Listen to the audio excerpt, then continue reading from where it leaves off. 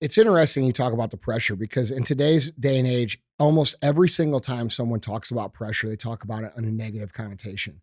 They don't talk about it as what it produces in a positive way, And the truth of the matter is that I think the biggest difference between people who win and people who lose has a lot to do with how they see pressure. Do they see pressure as something to avoid, or do they see pressure as something to embrace, knowing that with enough time under pressure, you actually create that diamond? Today, I've got somebody very special sitting in the studio, my good friend, Casey Adams. What's up, brother? Andy, thank you so much for having me on the show, brother. It's been a long time coming. It has. Thank you. Now, for those of you that don't know, Casey he was on the MFCEO project way back in the day. How old were you when you were on there? I was just thinking about it. I met you when I was 17 years old. That's what I thought. Yeah, I was living in Virginia. Yeah. You came on my podcast, literally like one of the first guests. Yeah, and how old are you now? 22. Okay. Bro, you've done a lot of stuff in that time frame. I appreciate it. It's been really cool. Thank you. Bring us up to speed on what have been going on since that first time we sat down. Yeah, man. So I mean, it's been crazy. When we met in 2017, just to give the audience context, I'm born and raised in Virginia, grew up in a small town, and like how I got into this whole world of business and entrepreneurship sort of happened due to a severe injury in my life, where I grew up as an athlete, played hockey for 10 years, lacrosse, and then sophomore year of high school, I was playing football, end up getting injured literally the first day of hitting practice, go to the doctor the next day, and the doctor says, I have good news and I have bad news for you. The good news is you're not paralyzed, which could have been an absolute outcome here. And the bad news is you have to be in a neck brace for 6 months. You can never play football again. And, due to the instability of your spine, we have to kind of see what you can do physically. And what that led to 3 months or 6 months of depression, anxiety, anger at the world, but slowly but surely shifted into this empowering mentality of like finding these different rabbit holes on social media of, entrepreneurship, people like yourself and your podcast, Gary, all these guys. And, when I started my podcast, when we met in 2017, I was just a kid in Virginia trying to get out there, put myself out there, connect with highly successful entrepreneurs. But the framework, and to go back to the main question here, to bring people up to speed before we really dive in, the framework of my podcast that I've now been hosting for 5.5 years now has always been 3 things: to connect with great people, entrepreneurs, to learn something, to really embrace that spirit of being a lifelong learner. I didn't go to college. I moved across the country a week after I graduated high school out to Arizona. And the third thing was to just create business opportunity and put myself in a position where I can create opportunities in the business world. So fast forward to now, I started my last company, MediaKits.com, which was a creator platform that allowed creators, podcasters, social media, musicians to create a media kit with real-time data and analytics using all the APIs of the platforms. And we built that company. To bring you up to speed, we raised a round of funding. We raised just over $1 million, $1.5 million in 2021. And then we got acquired in 2022 by a big marketing tech company up in Toronto. Put in my time at the company 6 months. And then now to kind of go full circle, free agent here. So the last couple of months, just getting back in the zone and building the next venture. But I think since we last talked, dude, that's like the high level. Yeah, that's incredible, dude.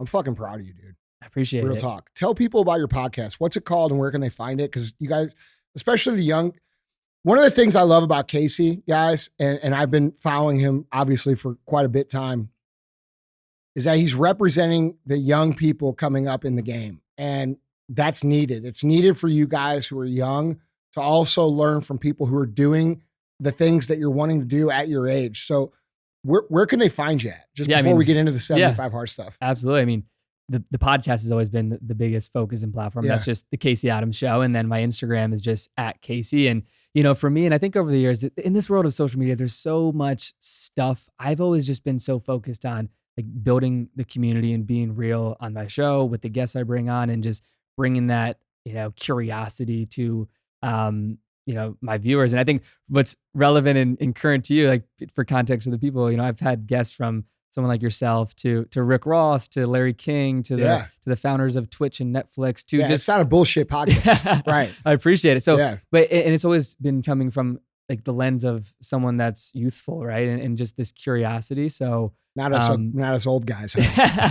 No, I mean, it's for me, it's like the lifelong learner mentality. Yeah, And I want it's to awesome, learn from bro. people, but yeah, that's the show. Yeah, it's cool, dude. So guys, make sure you check him out. Okay. Now let's get into the topic here. Now, when I started 75 Hard, I believe you were one of the people who jumped in pretty quick. You did it early on, and then you've recently done it again, right? Yes, that is correct. So let's talk about that. You know, you're an entrepreneur, you're a hustler, you're out trying to make your way in the world, and you're making a lot of really great progress. What made you say, okay, this is something I need to do? Yeah, I was just looking at the thing up there in terms of like reflecting on when the episode first came out on the MFCEO project. And I remember, I think I started the program like maybe the day after I heard that. And I remember it so clearly. And even over the years, I've gone back to listen to that, to like rewire my thinking. That episode's a little hard. For sure. Yeah, like some of these new people, they're not going to like it. I sent it to my someone that I know recently. I'm like, hey, check this out, but like be ready. Yeah. But I think for me, this idea of 75 Hard and like what it stood for, or what I believed it stood for, and what you've been putting out there in the world, like I know I needed it, right? Like I grew up in a small town in Virginia, and the least entrepreneurial family. My mom has been a special ed teacher for 12 years. She was a babysitter. My dad's worked in Philip Morris, tobacco company for 30 years.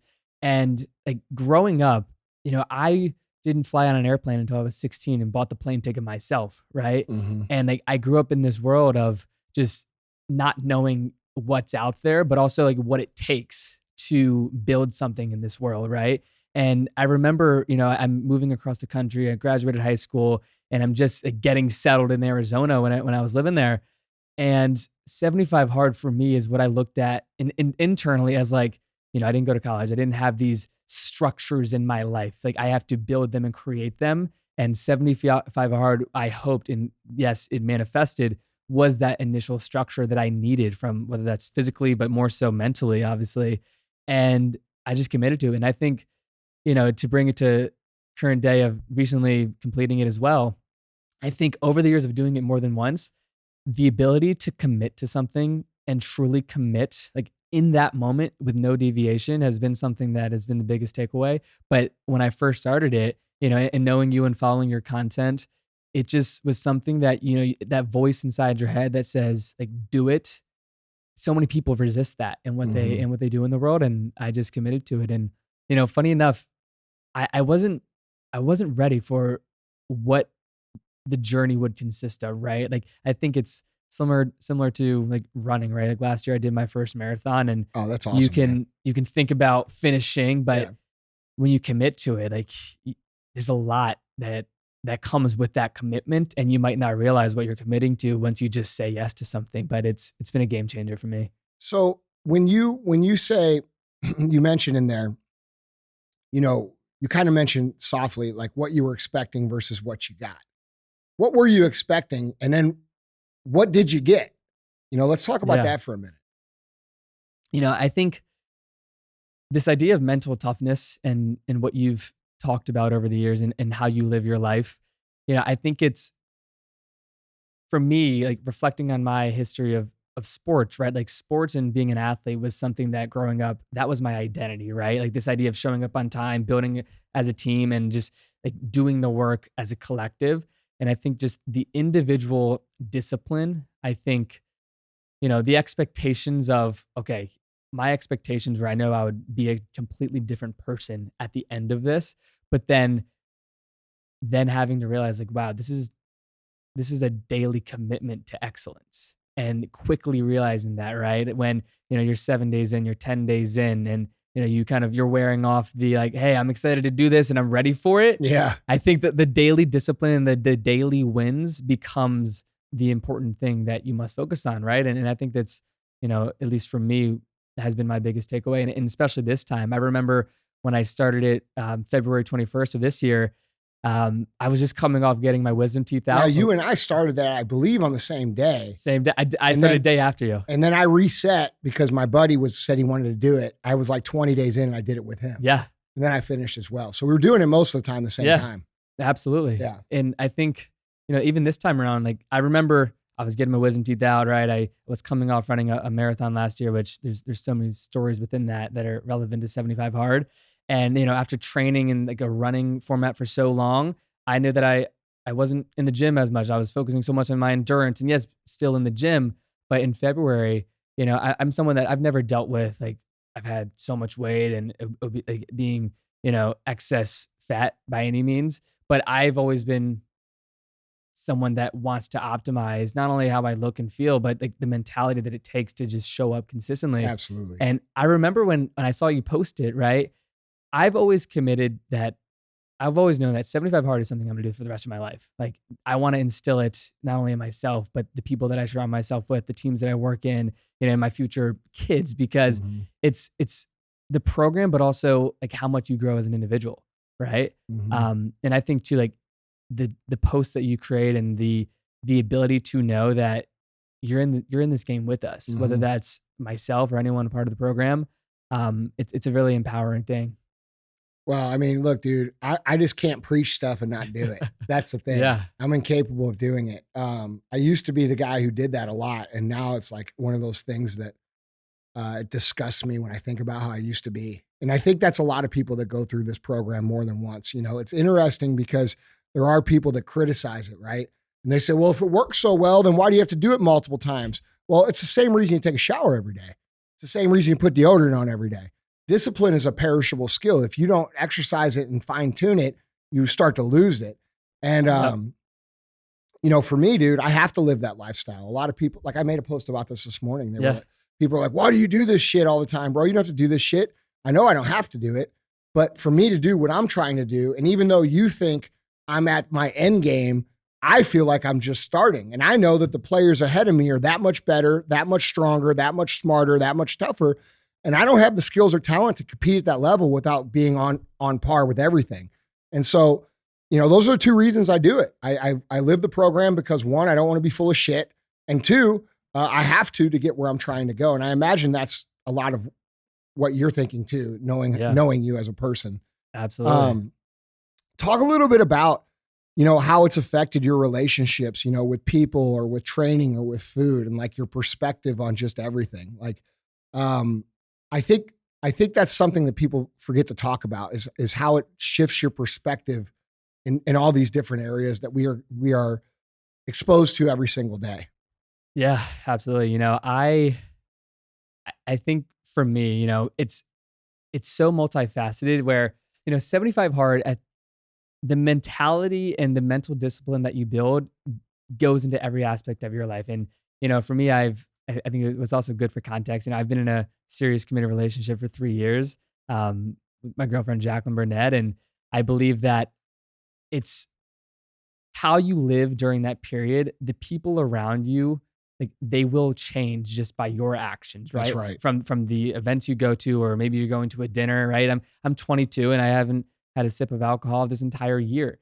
And, sometimes, when I'm around people that may be maybe similar in age or just going to events, like, I know that, like, I don't have any pressure or feel that the need to, because, I've been instilling in myself since I was 19 when I first did the program, like from that initial experience, this idea of, like, once I make a decision and commit to something, like, I must stand by that. Like, my word is my bond, right?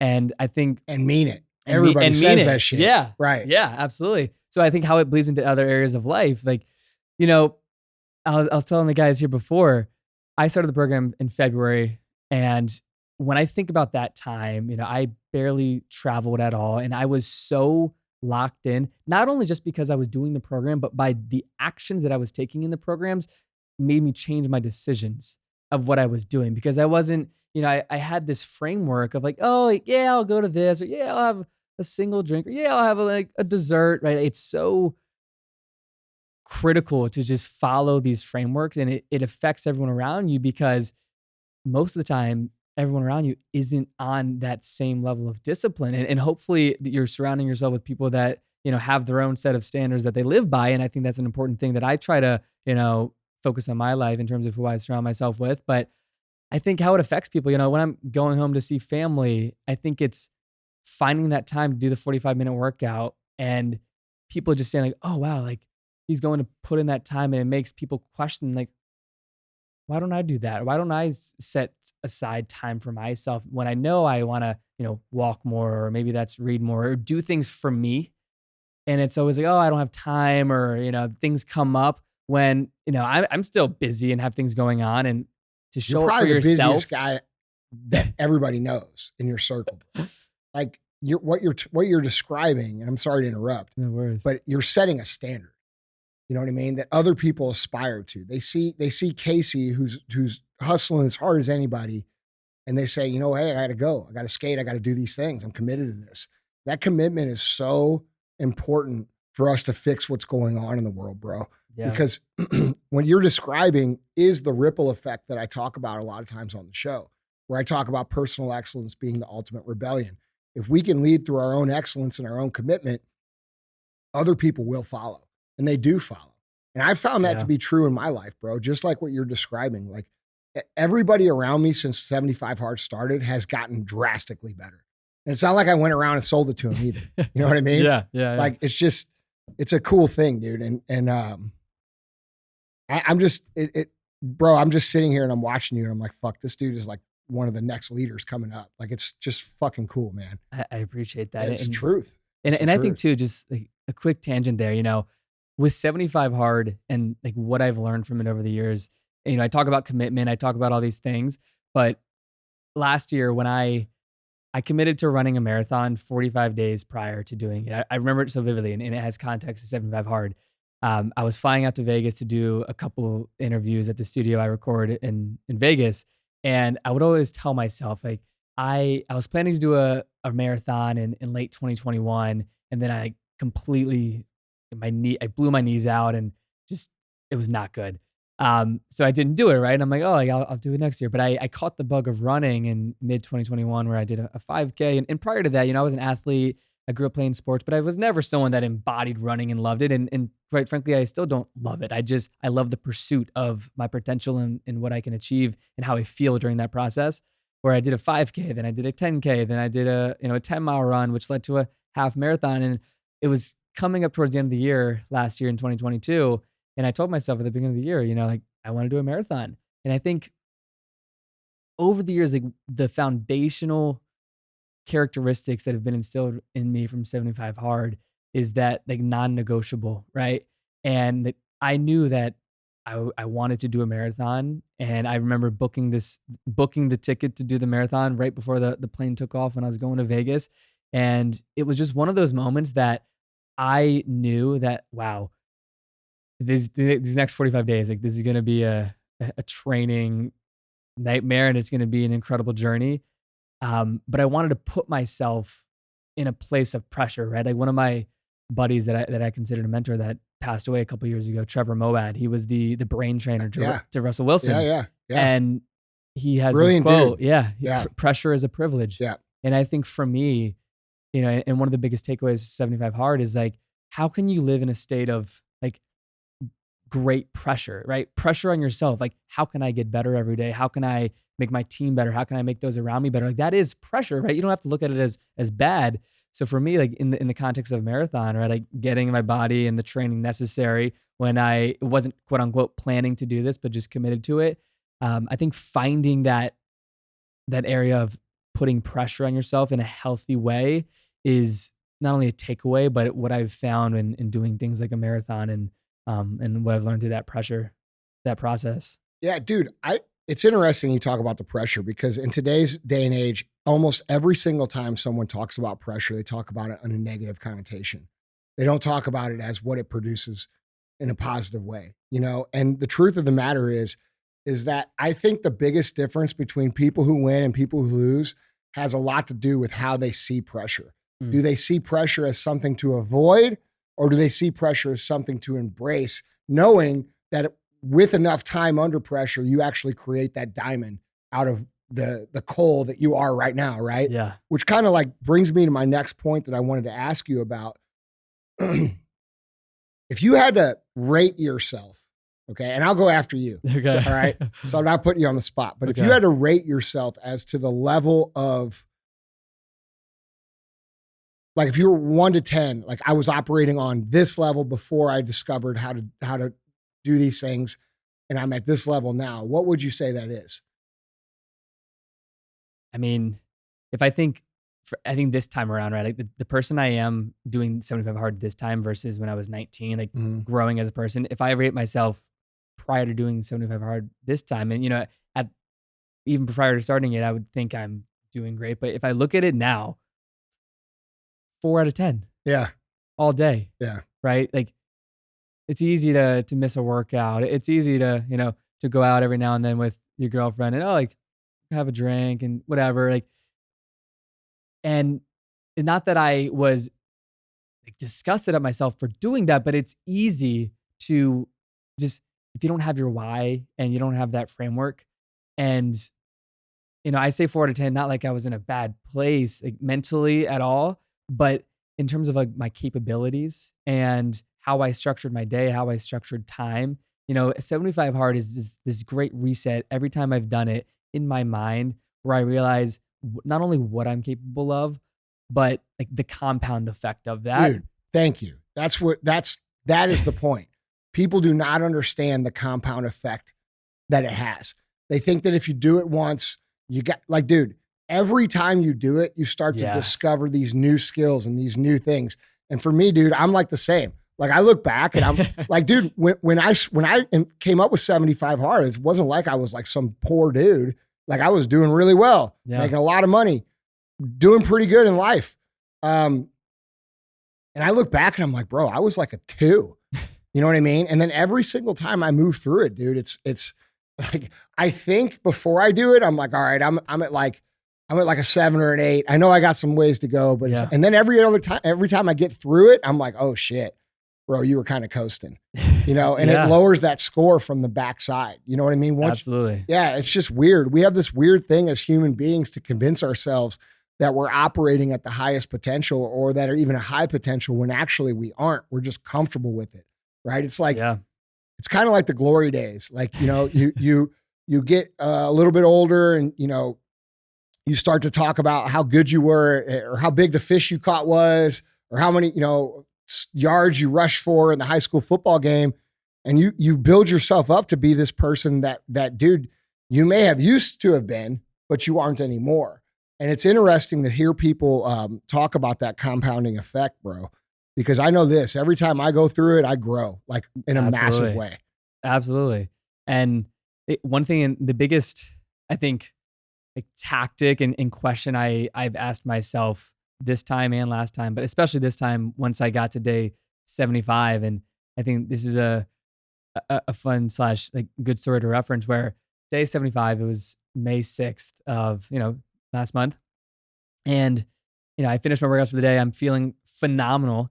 And I had my plan was not to like start and continue the program to do 75 days, to take that pause. Right. And the next day I wake up, and I think a lot of people may find themselves doing this. And if you don't, and you haven't even started or attempted it, like, you should ask yourself these questions. Going through the program, you're drinking a gallon of water a day, you're doing all of the critical items.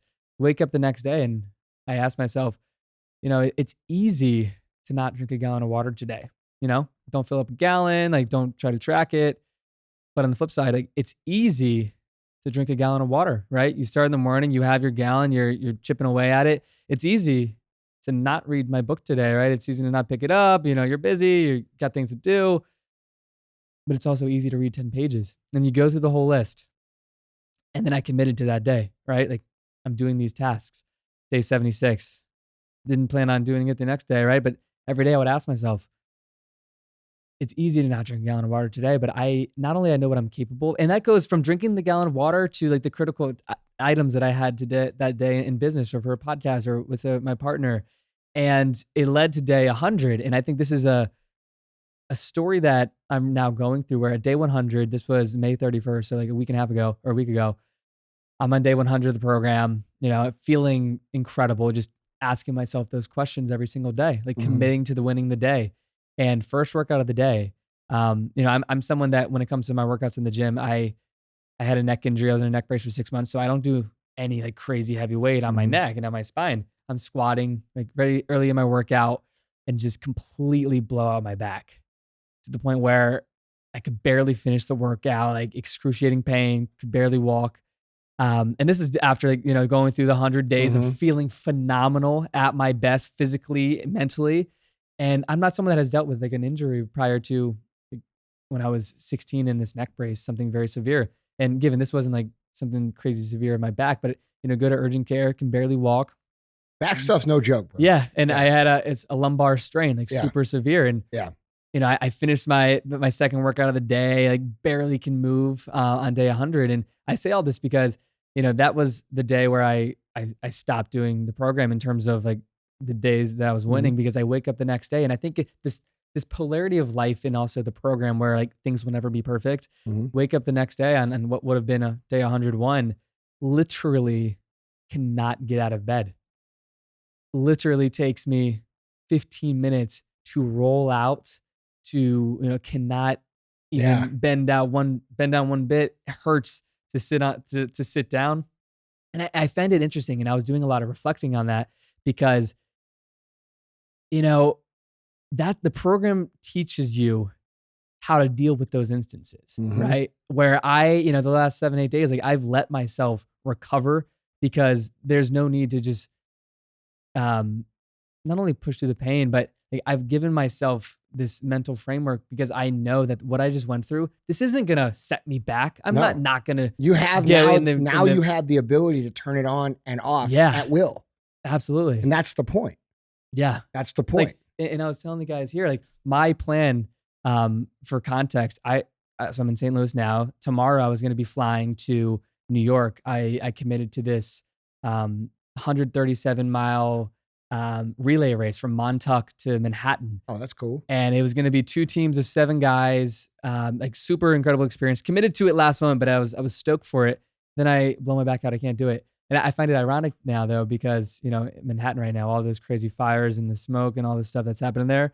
Probably not the best time to be there. Not running some extreme endurance race. Yeah. Right. So I just want to reference that because I think it's like, you're going to deal with moments like that, whether that's an injury or something that will set you back. But the framework that you build by doing the program, like those don't set you back mentally, where it's so easy. Like when I injured myself when I was 16 in a neck brace, like I went through a serious depression. I was angry at the world. I was angry at my family. I completely had my identity as this athlete, as a sophomore in high school, ripped away from me. And that set me back so far mentally when it comes from an injury perspective.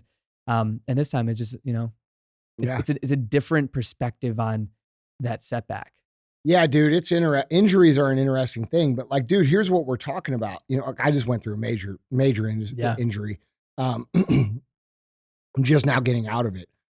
But one of the things that we have to be real with when it comes to being a driven, ambitious human being, a lot of people, like when they criticize 75 hard, they're like, oh, this might be dangerous for the average person. Oh, I'm sorry. It's dangerous to have discipline. It's dangerous to move your body. It's dangerous to drink water. No, you're a fucking pussy, bro. Yeah. Okay. This program was never meant for the average person. This is not a challenge. The worst thing that ever happened to 75 hard is that it was fucking labeled as a challenge, because it's a program for exceptional individuals or people who desire to be exceptional. And one of the things on the path to being exceptional is that we are going to have major setbacks. And it's not going to be just once. There's going to be back injuries. There's going to be, uncontrollable circumstances, smoke in the air where you can't do, like, dude, there's going to be all kinds of things. And through life, those are going to come to us in many different forms. Could come with a relationship ending, or a sickness, or an illness, or an unforeseen, here in the Midwest, we get tornadoes, right? Like we don't know. We don't ever know when these setbacks are coming. But what we're developing through following this lifestyle is the ability to turn on and turn off the disciplined mindset that we need to recover from those instances on demand. And one of the things that I love about what you're talking about, because what I hear when you're saying this, bro, is I hear that the program helped you build the confidence to know and believe in yourself that you can turn this back on the minute you feel like turning it back on. And that's what we're ultimately after, right? Absolutely. Most people flow through life and they catch momentum, right? And they catch it and they're like, oh, dude, I feel so good. And they're able to do these amazing things. And they can't really describe why they caught the momentum, but they just caught it, right? And then when the momentum's gone, they kind of suck, right? They're not pushed, they're not doing any of the stuff.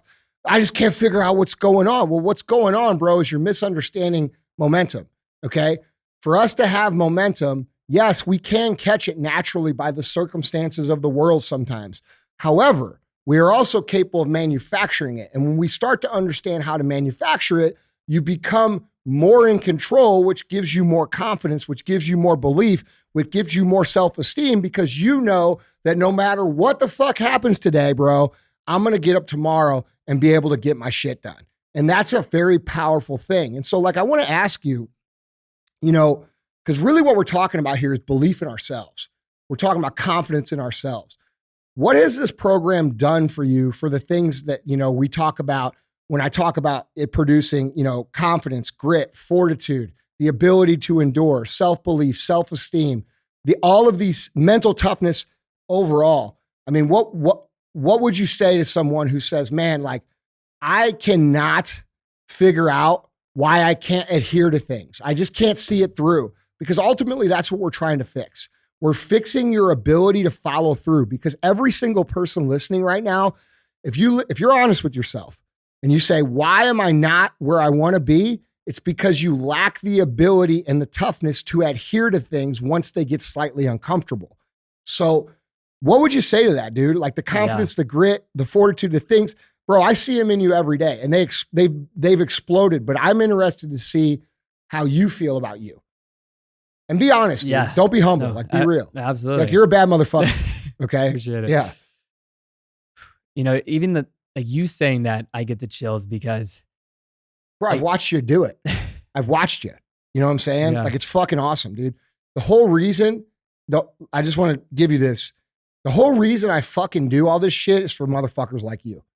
Okay. And it's not for the fucking 35-year-old dude or the 40-year-old woman. I do it for the young generation that has been misled and lied to about their own capabilities and their own potential. And bro, you are the living example of what I've been trying to do this last 8 years, even doing this podcast. I mean, you know me, bro. I don't have to do this shit. Yeah. Okay.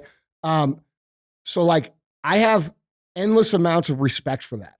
And like, bro, you're the reason I fucking do this, and people like you. So like, it matters a lot to me. And I'm really fucking proud of you, dude. Thank you. Real talk. Thank you. I just have to let you know that. No, I mean, those words, they mean more to me than you know, Andy. You know, this one phrase just keeps coming to mind. And, you know, we went back and forth briefly on Instagram yesterday, and it actually, like you said, you know, it's 75 hard focus, which I was aware of in terms of the show, but you said, like, take a moment to think about like what this program has done for you.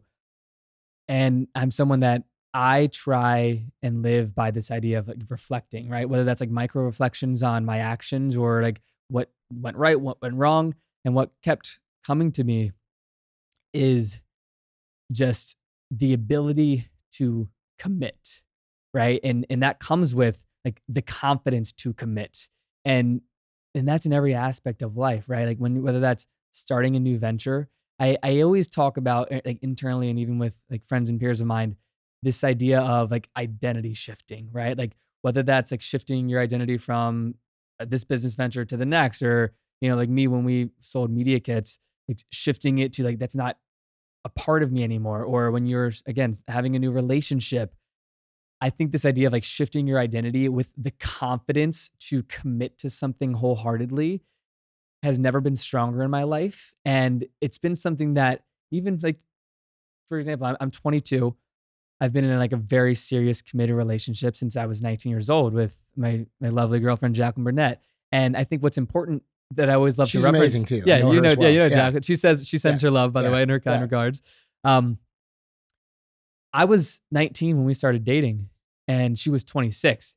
She might love or hate me for saying that, but we embrace it, because when I committed to, and I think it's so important because it's such a big part of my life, when I committed to her, like, I knew she was the one.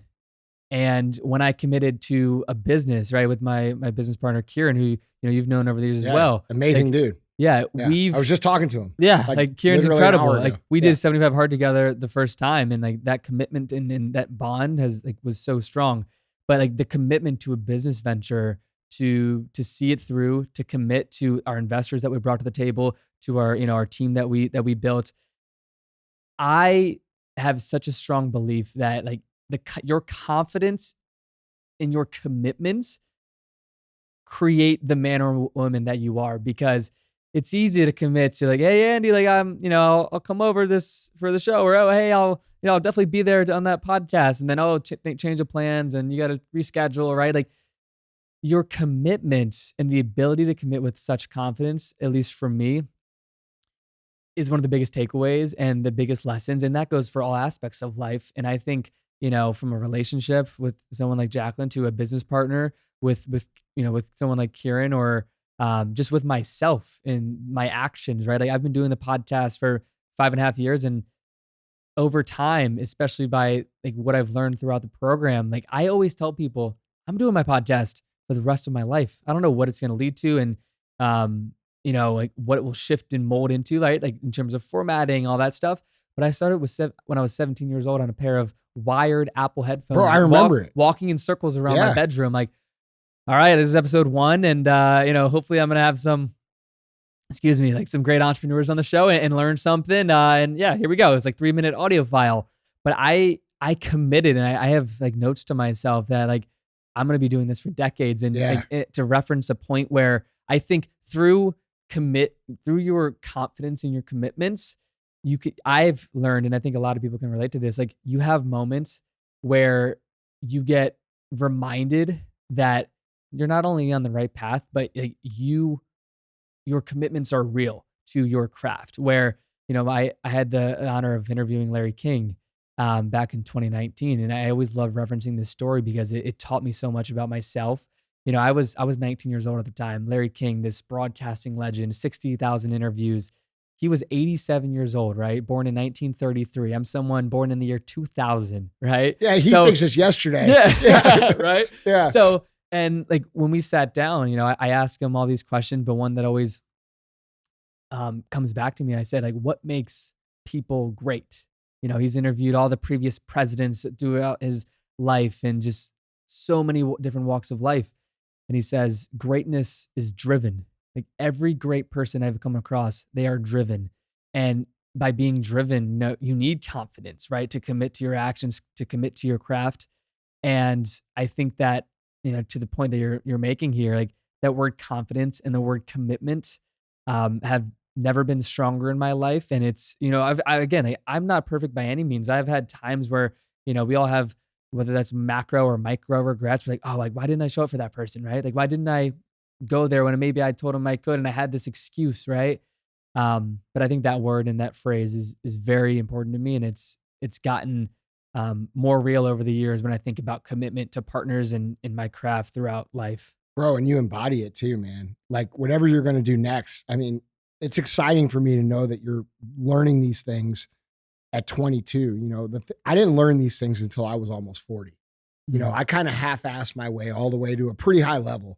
And, it's gotten exponentially bigger now. But I'm curious, and I'm not to throw a question back at you, but you posted that thing today in your story about like you said, I didn't get in line until I was 40. Yeah. And it's so interesting, right? Because this grasp of time, I'm reading a book right now. It's called like your 4,000 weeks. Like the average lifespan is 4,000 weeks. And, I'm 22. How old are you right now? 43. 43, right? We're 20, 21 years apart. Fucking good looking 43 though. I'm just saying that. Oh yeah. Like this concept. I don't got that flow though, bro. You got that's the George from Blow flow. I fucking like it. Oh yeah. That's a good look. I just got a cut too. It was getting way good long. Look, bro. Like when you were 22, like these concepts that we're talking about today, like were these on your mind? And if so, like what was your degree of thinking about your future and like the commitment to your craft? Because, you've been in the game for decades. Yeah. And so you've had the commitment, but like what were you thinking about? For me, dude, I was too naive to know any better. I just wanted to run a business. And when I was 22, I'd been running a business for 3 years. And I just wanted to be successful. And I figured that if I stuck with it and I was right, okay, if you stick with things and you don't quit, you'll get there because you accumulate knowledge through all the hard lessons, right? Yep. So you get punched in the face and you're like, okay, well, I won't do that again because I got punched in the face. And that happens a million different ways and you start to learn skills. And so for me, when I looked at people when I was that age, really up until probably my mid 30s, I didn't see discipline or confidence as something that you could acquire. I saw it as something that people had or didn't have. And I thought I just didn't have it the way other people had it. And I was always surrounded by people because I was into, lifting weights and sports. Yeah. I was always surrounded by people who were more disciplined than me. They ate better than me. They were more consistent than me. They trained more consistently and harder. And I always just kind of looked at those people as they had some sort of magic that I didn't have. And so I didn't think about it more than that. It never crossed my mind like, shit, dude, you can actually build these things. These are not traits. These are skills that you build through an investment and through a process. And this is actually what led to 75 Hard, by the way, this thought process. So it worked out great. Because I think the Live Hard program's probably changed more lives than any other program ever in the history of the world, just because of the scale of the internet. The internet has pushed it out. And so I was obsessed with mental toughness because I didn't have it. Right. So like I read all these books and like all these things about how to become mentally tough. And I'm like, God, I'm a fucking bitch, bro. Like, how do I fix this? Because I had natural skills. Like I had, as an athlete growing up, I was pretty gifted. I was just kind of soft and I recognized that was something that like I didn't have. And I knew it was my weakness, even though, I didn't let other people see it as my weakness. Yep. So I became obsessed with it. And over the next, fucking 15 years, I read everything I could on it. And I started putting this puzzle together in my head about like, wait a minute. I think if I did these things, it would actually produce these things. And then when 75 Hard actually came together, James Lawrence, the Iron Cowboy, said something to me that just made it all click together at one time. And I fucking got it. And it was based around the idea of intentionally doing uncomfortable things to get tougher. And I'm like, fuck, that's it, bro. And so, that's where the program started. But like for me, dude, I would have never put that together had I not thought of it as this magical thing in the first place, which I think is what most people do. I think most people that see people that are highly disciplined, that are living a high level life, that are doing all these things they wish they could do, but just can't seem to do. I believe it's because their belief is founded in what I just described. They think this is a God-given trait when in reality, it's also, it's actually a skill set that you develop. And, so for me, bro, a long way around, I didn't really think about it more than like, these guys have it. I wish I had it and kind of fuck them for having it. It made me mad, but I did what I could. I kept showing up. I kept doing what I could, but it took me a long time to learn that I could, like it's weird. It's really kind of a paradox now because all through my 20s and 30s, I lived a pretty much different way up until I was about 36 years old.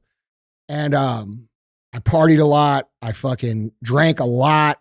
I thought that was the culture because it is the culture. Yeah. Right. And I know the culture is a little bit changing now. People are becoming a little bit more minded, like we are, and less alcohol party minded. Yeah. It's so crazy. Like I know so many people my age, 22, 23, that just don't drink. Yeah. Never have, never cared to. And it's just, it's like the tobacco of this generation. I feel like it's getting people are recognizing it as fucking life poison. Absolutely. Yeah. And dude, I can tell you, this is real shit. Every single thing I've done wrong, every single fuck up I've made, every single bad situation that happened to me or that I got myself into or was a part of happened because of alcohol. Every single one. Not a single time did it happen without alcohol. Wow. And when I figured that out, I was like, I'm done. And like, dude, I might have a couple drinks a year, but this is not a normal part of my life anymore. Absolutely. But yeah, bro, I think I thought like most people, I thought, okay, I'm going to do the best I can, but I wish I had this and this and this. And this is why I'm so passionate about the program. people give me a lot of shit about it sometimes because they're like, fuck, all he talks about is live hard and 75 hard. Well, yeah, bro, but I give it to you for free. It's not like I'm charging you. And second of all, I want you to do it because I understand what it can do for you. Because I used to be that person. I was that person who floated through, who could catch momentum and not keep it, who got hot and then cold and then hot and then cold. And it drove me crazy, dude. And when I cracked the code for myself, I just share it with you guys. And so it's a powerful thing that I like to give away and share with you guys. And I live that way. It's not bullshit. Like I actually live it. And it's funny because like one of the main criticisms, and I'm curious to see what you had to say about this, but one of the main criticisms is that, oh, it's not sustainable. Well, what people don't understand is that every time you go through the program, your standard of living rises. And it may not stay at that exact standard of the program, but it rises so much that the retraction is still like 80% higher than what you were before. Absolutely. Right. And so you go a year or you go, Live Hard is designed to be done once a year. Yep. So that's 175 hard, phase 1, phase 2, phase 3, and for 12 months. And it's not the whole time.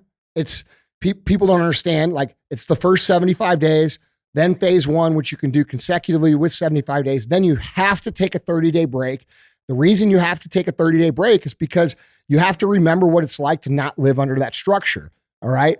And that's usually the eye-opening part for people. That's where people start to go backwards. And then phase 2 ends up being the hardest phase because they got to snap back into it. And it teaches them, oh shit, this is actually something that's perishable. Not only is it perishable, it's perishable very quickly.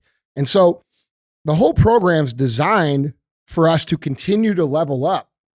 And I'm curious as to what you, like, do you agree with that? Or like, how do you see it? Because every time I've gone through it, bro, I've gained so much. And yeah, I might have come back a little bit, but the set level is so much higher than where I was that I'm able to maintain that on a daily life. Like, for example, when you were talking about, the gallon of water on like, for example, like I bet when you got hurt on day 100, and I'm just guessing, maybe I'm wrong, but I bet most of the other shit you still did, you probably still read, you probably still drank your water. Absolutely. You know what I'm saying? Like these things, they become part of your daily routine. And so like, it's funny when people say to me, oh, well, it's not sustainable. What the fuck are you talking about, dude? It's the most sustainable program that's ever been fucking built. You know what I mean? I could not agree more. And I just want to say, just before answering, like, I commend you so much because you, of course, you understand the impact you've had on, thousands of people, tens of thousands of people doing it.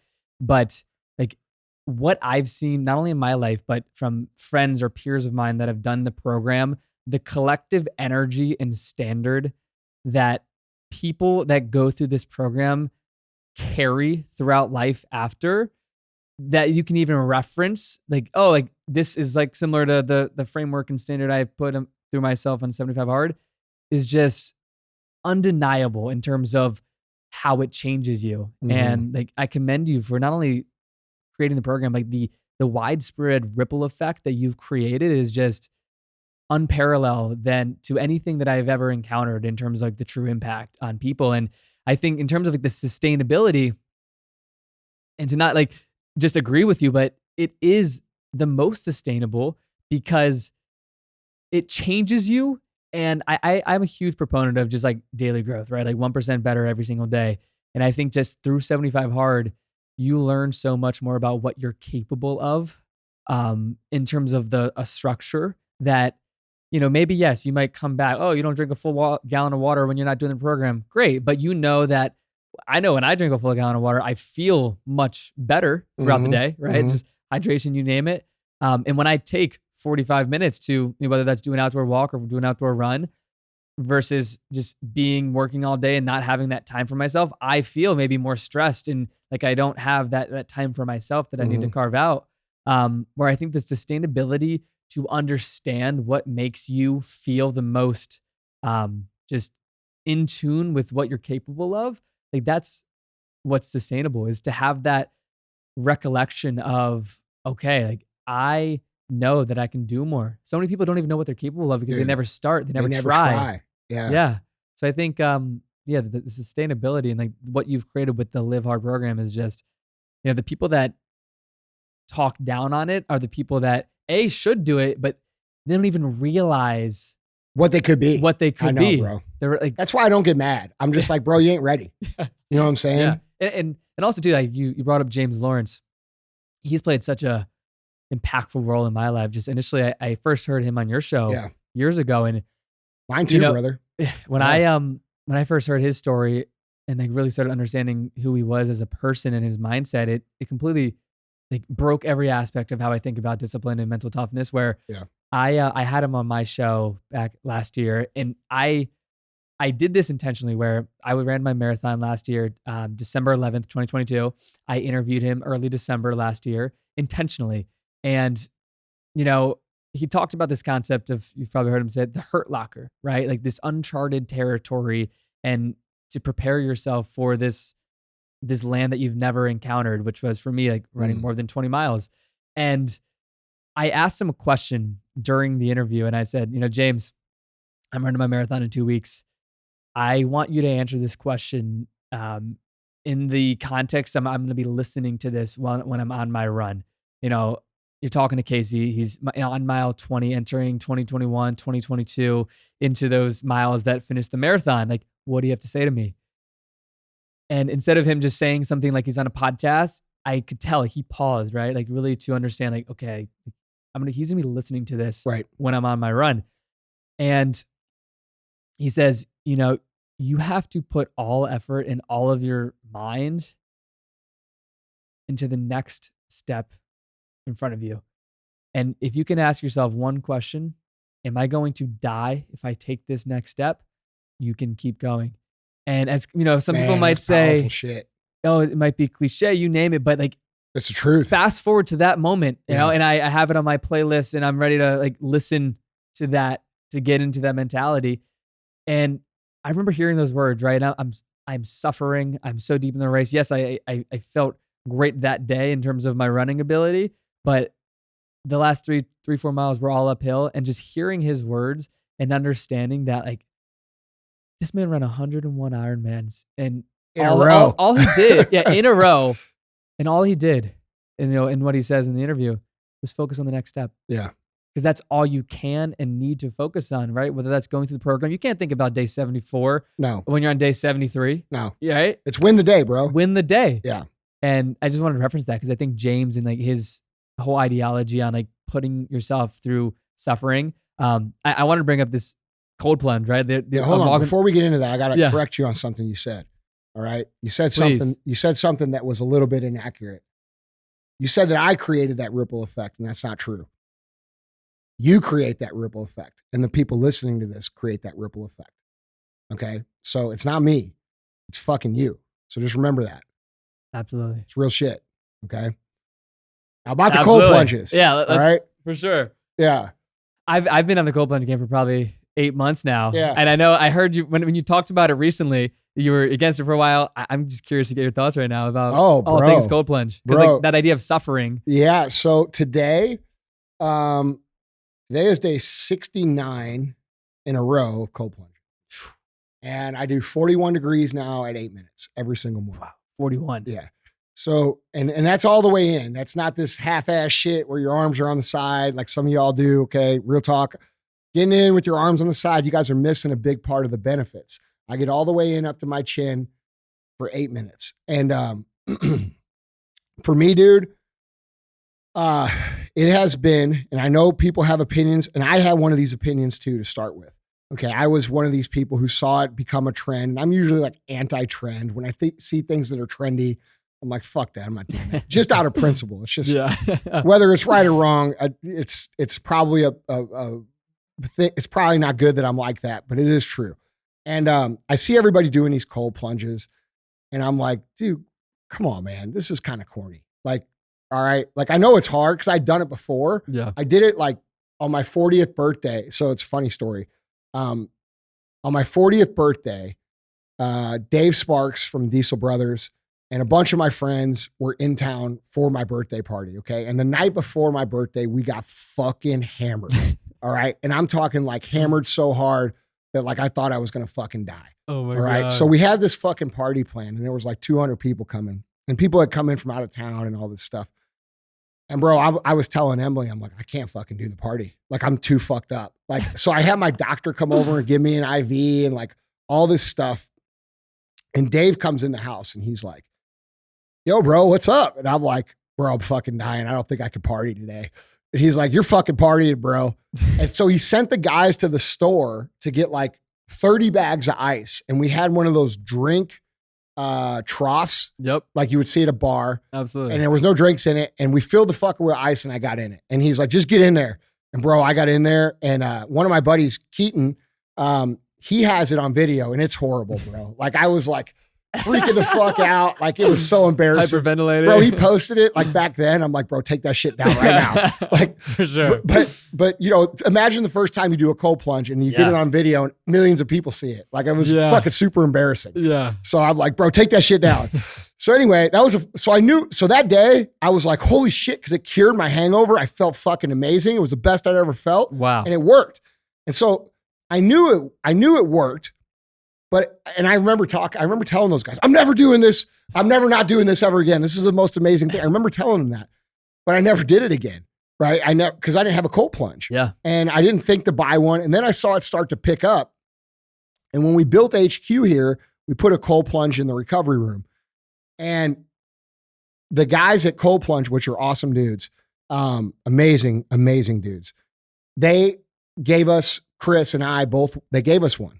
All right. Incredible. So I put it back in the warehouse and it sat there and I never installed it. And so then I was talking to my buddy Kip. Kip was the co-founder of Under Armour and he is a bad ass motherfucker, dude. Okay. Like this guy's 10 years older than me. He looks fucking 10 years younger. Like he's just a bad dude. And so I look up to him. I'm like, he's kind of done what I've wanted to do. I want to learn from him and see what it's about. And I, just like you, I try to emulate people that have done the things that I want to do.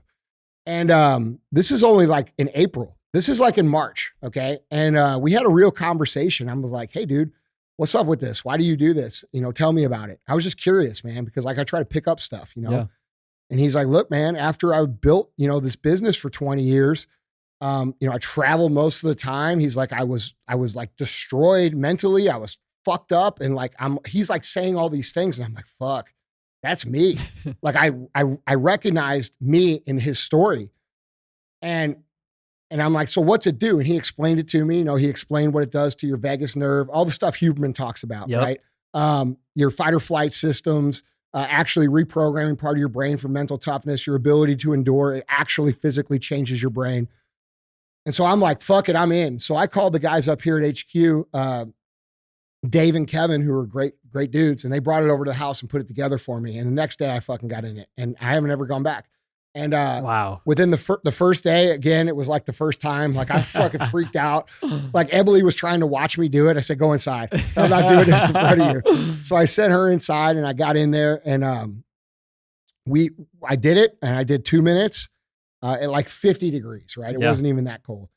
And the next day I did like 2 minutes and then I started counting in my head an extra like 30 seconds or an extra minute, just staying in there just a little bit longer, you know? And then I worked and by 3 weeks in, it did every single thing that Kip told me.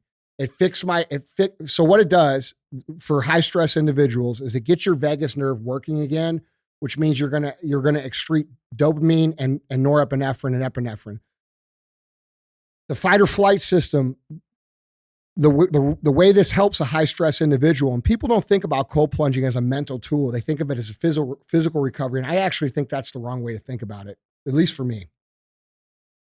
So that hyperventilating, that's your like fight or flight, right? Yep. And so what happens is you become acclimated to this amazing like stress on your fight or flight. Most of us that are stressed and that are driven are walking around at a level 8 anxiety. So when you're walking around at like a level 8 because you're driven at a high level, what was happening to me is little stressors that shouldn't have been a big deal were sending me into like volcanic eruption, bro. Like, you know what I'm saying? Like nuclear fucking meltdown.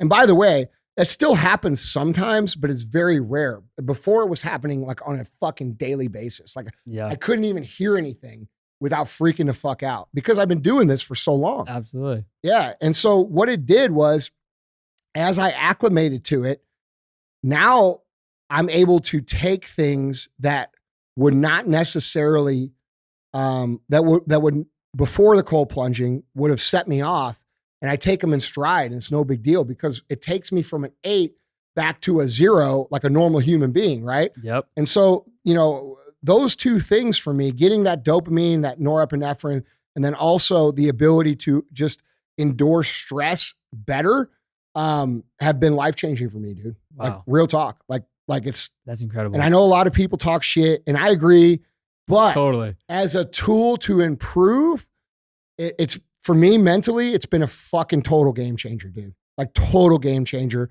Physically, I think it maybe helps me recover a little bit. I don't. Yeah. I'm It's used all to being mental. in pain, bro. Yeah. Like so, it's just I'm always in pain. Yeah. But I agree. It's a tool. It's not the fucking cure all. But I mean, dude, mentally, if you do it right and you get in up to your neck and you do it consistently every day in the morning, I found that supplementing with a good magnesium supplement at morning and night has also helped with that. And that combination has made a big difference for me mentally, And if you're a stressed entrepreneur individual, I highly recommend it, dude. I think it's one of the best tools that you could use.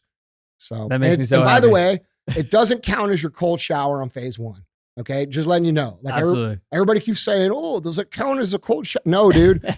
Do the cold plunge and then go do the cold shower right after. That's the best way to do it. Yeah. Just do the 5-minute cold shower after the cold plunge. That's what I've been doing. I haven't taken a warm shower since April 1st. And I like it. Yeah. But yeah, I love that. No, it's been huge. It's you saying all these things to like just reconfirm so many like reasons of why I do it. And like I kind of got into it when I was training for my marathon. Yeah. And when like James was talking about like embracing discomfort and like getting to that, like how can you recreate a scenario where you're getting to a zone where you have to embrace the suck, embrace this discomfort? And I mean, I think a cold plunge is such a incredible way to go there. Yeah. Very quickly. Yeah. I love it. Yeah, bro. And like, I have to give a shout out to my boys at the Plunge Company, at Plunge, because like, dude, I had a situation like during Summer Smash just this last weekend where I had fucking thousands of people here, bro. And I was stressed out of my mind. And I'm like, dude, listen. And I went to go do the cold plunge. It was fucking broke. It had flipped the breaker on the inside. And they had their main tech call my wife like within 5 minutes, bro, to fix it. And like within an hour, I was back. I was using it. So like they're on it. Yeah, it was cool. That's awesome. And I just want to give a shout out to John and the guys over there because like it was just really, really nice that they did that for me. I love that. Brother, what books did you read? That's the last thing I want to hit on. What were some books that you found value in for yourself that other, driven, young, hungry entrepreneurs might find valuable to work with on this program? Yeah. I mean, one book that I always reference in my life that has just been a staple of how I view the world. We were getting the tour earlier here and we went to the library and it's right there. How to Win Friends and Influence People. Yeah.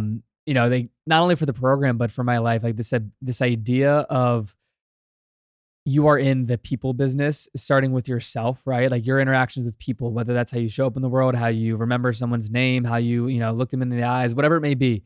This idea of showing up for yourself, I think you have to influence yourself. And I think that book, Dale Carnegie, that was one of the first books I read when I was like 16, 17, Mm-hmm. that just was like a staple on my mind Mm-hmm. of a framework of just how I view like what I do from an interaction on the podcast. But for the program, that's one, How to Win Friends and Influence People.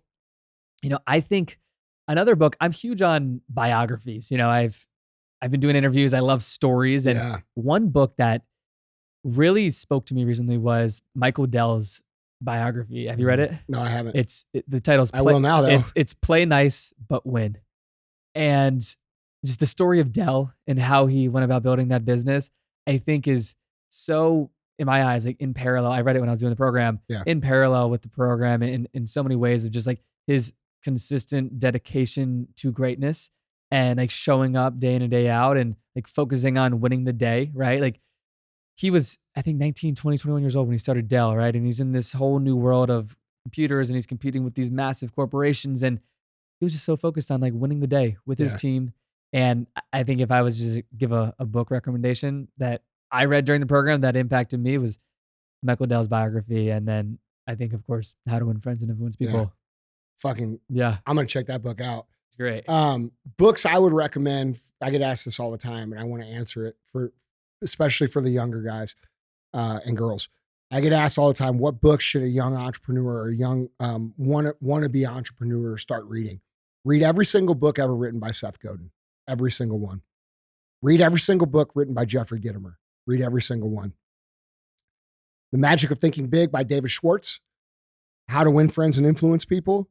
And some of you won't like this, but there's a book that Trump wrote called How to Win Big and Kick Ass, or Think Big and Kick Ass. It's a great fucking book, okay, about winning. Put your political, whatever the fuck you think aside. The dude's a winner, all right? Yep. Bro, thank you so much for making the time to come out and be on the show, man. I really appreciate you coming out, and I meant every single thing I said, dude. I'm really fucking proud of you. I think it's amazing what you're doing at such a young age, and I'm super, super excited to have the friendship that we have and watch you continue to do what you're going to do. I think it's going to be amazing, and I think it's going to be huge. So, I appreciate that so much, Andy. Yeah. And being on this show, I've, for the last 5 years, I've listened to this show, and this show has just been such a framework in my life, and just you giving me the opportunity to come on to share my story of the program and just, our relationship over the years. It really does mean the world for me. I'm extremely grateful, and it won't thank be the you last so much. time. You're welcome, bro. It won't be the last time. We both know that. Thank you, man. I really appreciate it. All right, guys. Well, that's the show. That is 75 Hard versus Casey Adams. If you're interested in the Live Hard program and 75 Hard, if you go to episode 208 on the audio feed of Real AF, you can get the program for free, or you can go to 75hard.com and it will give you the program there. Or if you want to, I did write a book about the program. It doesn't cover the whole Live Hard program. It's only 75 Hard, but I think it gives a great framework as to why you're doing what I'm asking you to do and what's required to build these skills. And you can buy that on my website. Not required. I give it to you for free in episode 208. So if you're interested, join us and let's fucking get better.